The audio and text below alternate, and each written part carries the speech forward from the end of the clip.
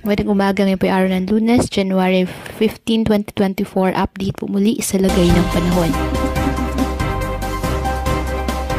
Shareline pa rin na nakakapekto sa eastern section ng Visayas at Mindanao, habang northeast monsoon nakakapekto sa Luzon at nalalabing bahagi ng Visayas. Walang bagyo o low pressure area na minomonitor sa loob ng ating PAR na maaaring makaapekto sa lagay ng panahon. Ngayong araw ang Southern Leyte, Caraga, Northern Mindanao at Davao Region apektado po ng shareline, kaya sana maulap na kalangitan na may kalat-kalat na pag-ulan at thunderstorm.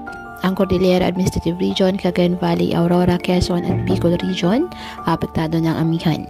Ang Metro Manila, Western Visayas at nalalabing bahagi ng Luzon bahagyang maulap hanggang sa maulap na halangitan with isolated light rains. Ang nalalabing bahagi ng bansa apektado po ng shareline at localized thunderstorm. Kaya patuloy po natin na pinag-iingat ang ating mga kababayan sa bantapon ng mga pagbaha at pagguho ng lupa at ugaliin na magdala palagi ng payong o kahit anumang panangga sa ulan sa tuwing lalabas ng ating mga tahanan. At yan po muna ang update sa lagay ng panahon ngayong araw. Muli patuloy po tayo na mag-ingat at palaging tandaan, God loves you. Stay safe and God bless.